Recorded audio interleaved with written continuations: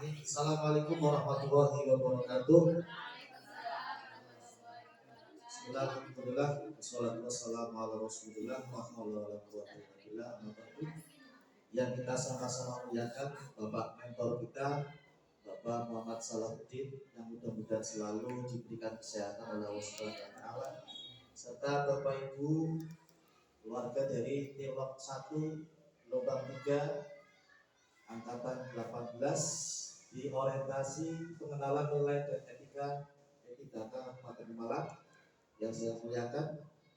Perkenalkan, izinkan saya untuk menyampaikan orientasi pengenalan nilai dan etika bagi P3K di instansi pemerintah Kabupaten Malang. Ini oleh saya sendiri, Reza Fahlevi, sarjana PDI ya. Selanjutnya, itu foto saya itu. Nama Muhammad Reza Fahlevi Junaidi, SPDI, unit kerja di SDN 02 Tanjung Sari, yang kita bersama-sama di Telok 1 Gelombang 3 angkatan 18. Nah itu terbang. Sesuai yang saya lihat dari beberapa pengalaman tahun lalu, di setiap seminar ada visi-visi Kabupaten Pemalang. Tentunya agar lebih mengenal pada kita selaku warga Pemalang, maka saya bacakan visi yang pertama: terwujudnya Kabupaten Pemalang yang adil, makmur, agamis, dan ngangeni. Kemudian misinya mewujudkan rasa aman, ketentraman, dan ketertiban masyarakat, lalu mewujudkan penyelenggaraan tata kelola pemerintahan yang baik dan bersih, lalu mewujudkan pembangunan mental dan karakter masyarakat yang agamis, toleran, dan gotong royong. Kemudian mewujudkan keterpaduan pembangunan perdesaan dan perkotaan, lalu mewujudkan kemandirian ekonomi yang berbasis pada potensi lokal, dan yang terakhir adalah mewujudkan pembangunan infrastruktur yang kuat dan berkesinambungan. Lalu karena saya juga bekerja di unit kerja di SD 02 Tanjung Sari, maka saya juga akan bawakan visi dan misi SD 02 Tanjung Sari.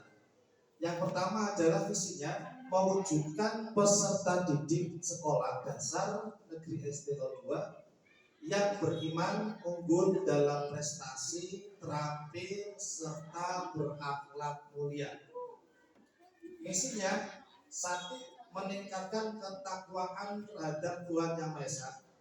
Dua, meningkatkan efektivitas dan efisiensi pembelajaran demi meningkatkan mutu pendidikan. Yang ketiga, mewujudkan kepribadian siswa yang memiliki sikap cinta tanah air dan bangsa. Lalu meningkatkan prestasi siswa di bidang akademik dan non-akademik, dan meningkatkan peran serta masyarakat dalam bidang pendidikan. Yang keenam, menyajikan pembelajaran kreatif, inovatif, menyenangkan, manusiawi, dan berpusat pada peserta didik. Lalu yang ketujuh, menumbuhkan profil pelajar Pancasila dalam pembelajaran. Yang delapan, mengikuti perkembangan pendidikan berbasis digital dan adaptif terhadap paradigma baru.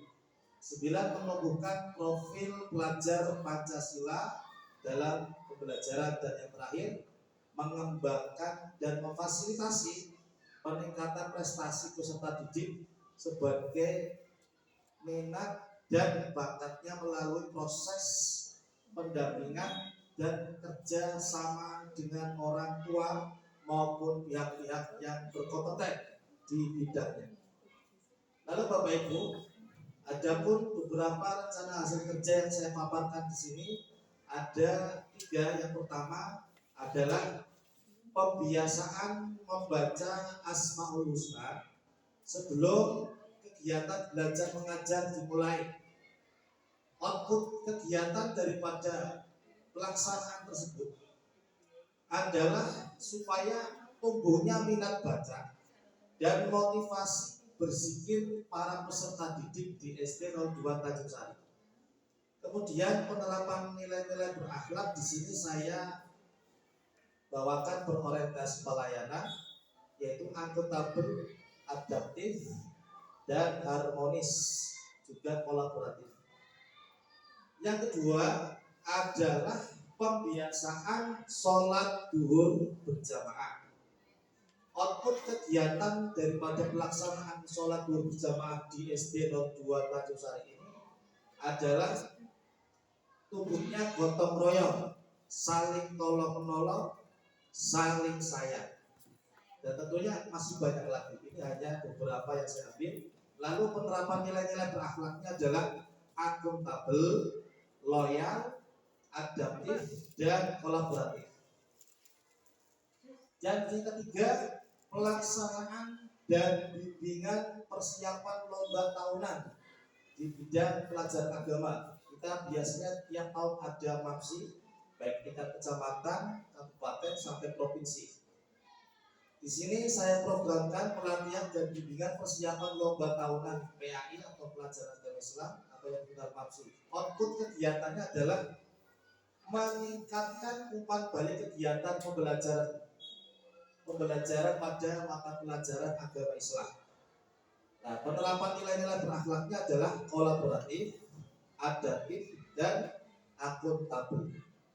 Dan di sini saya sertakan dokumenter atau data kegiatan selama orientasi dan sebagai neraka. Yang untuk pertama yaitu untuk bersama Pak Mentor Bapak Muhammad Salahuddin SPD. Yang kedua adalah foto kita bersama saat serius mentelengi laptop. Dan yang ketiga adalah proses berjalannya sholat berjamaah. Nah, di sini terdapat yang imami adalah anak. Nah, jadi tidak selamanya guru di depan, karena kadang-kala guru juga tidak ada karena ada jalan rapat dan sebagainya. Maka guru melatih anak terutama kelas 5 dan kelas 6 untuk menjadi pimpinan sholat dalam sholat berjamaah. Baik Bapak Ibu, saya rasa cukup sekian orientasi yang saya paparkan dalam orientasi pengenalan nilai dan etika. Monggo Bapak Ibu yang mau bertanya kami persilahkan.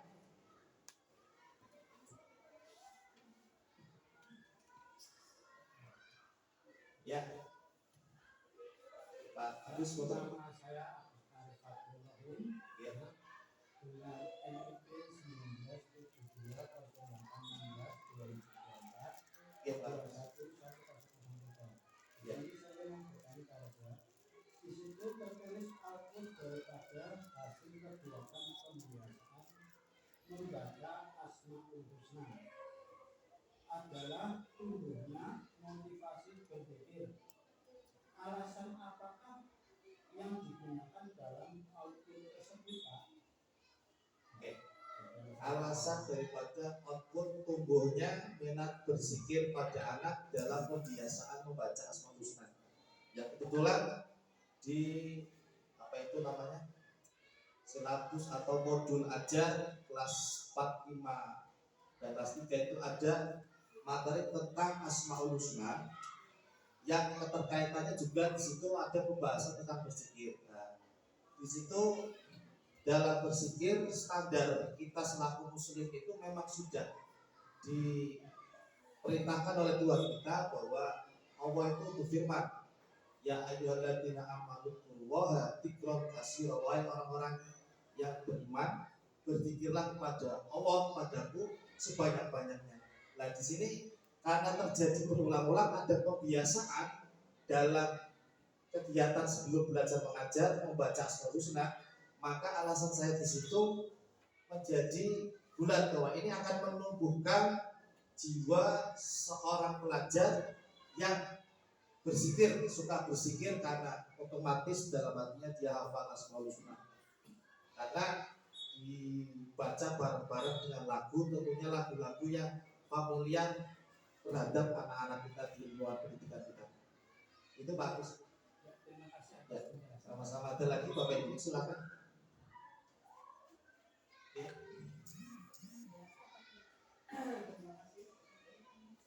Bagaimana mengimplementasikan kegiatan pelatihan dan bimbingan persiapan lomba praksi tahunan? Oke, Bu Nur, bagaimana implementasi dalam pelatihan dan bimbingan persiapan lomba tahunan atau persiapan MAPSU? Tentunya kami di sekolah sini bekerja sama dengan Bapak Kepala Sekolah serta Bapak Ibu guru yang lain untuk mengidentifikasikan mana anak-anak yang punya potensi lebih dulu. Anak-anak yang punya potensi lebih dulu kita utamakan, kita geder, kita kumpulkan. Kemudian yang tidak punya potensi kita kumpulkan mana-mana anak yang punya kemauan agar bisa diikut sertakan dalam perlombaan. Karena kita tahu kebetulan dalam guru agama dalam lomba MAPSI banyak anak-anak kita yang betul-betul istilahnya punya bakat dalam bidang masing-masing lomba. Jadi perlu adanya pelatihan dan bimbingan, maka alhamdulillah anak yang utama yaitu punya potensi bakat, kemudian yang kedua anak yang punya kemauan, kita kumpulkan, kita bimbing bersama-sama sesuai bakat dan kemampuan para guru-guru yang ada di sekolah sini. Dalam sini kita melatih ada pidato atau khutbah, ada tilawah, azan dan lain sebagainya. Ada lagi Bapak Ibu? Ya. Baik, terima kasih atas pertanyaannya. Selanjutnya kepada Bapak Mentor Masalah, mohon saran dan kritiknya. Terima kasih. Oke, terima kasih Pak Reza.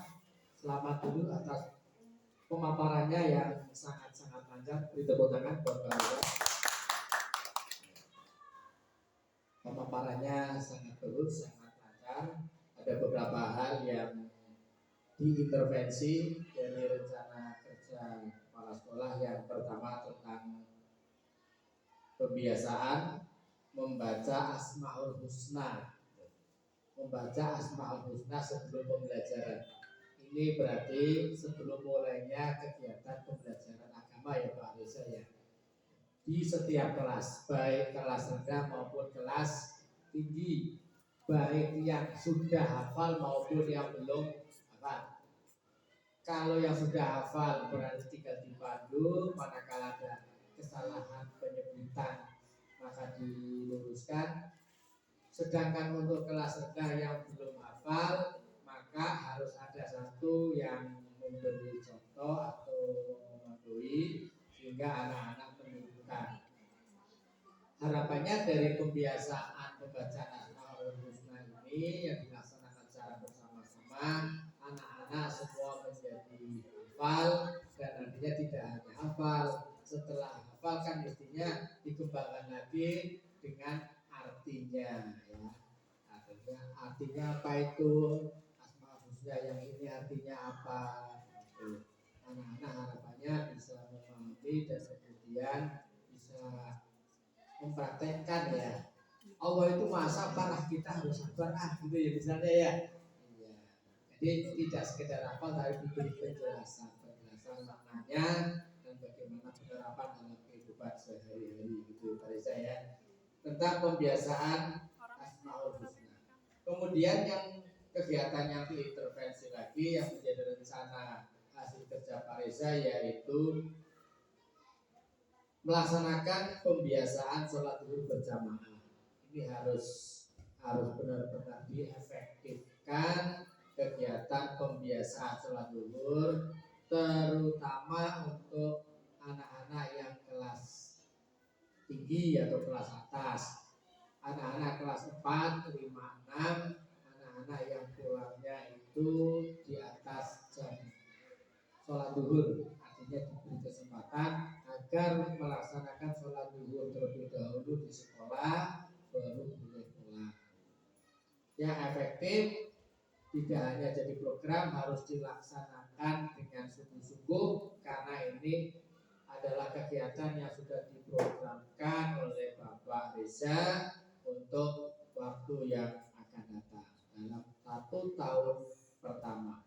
Mudah-mudahan harapannya kegiatan ini bisa dilaksanakan dengan lancar, gitu ya. selamat sekali lagi.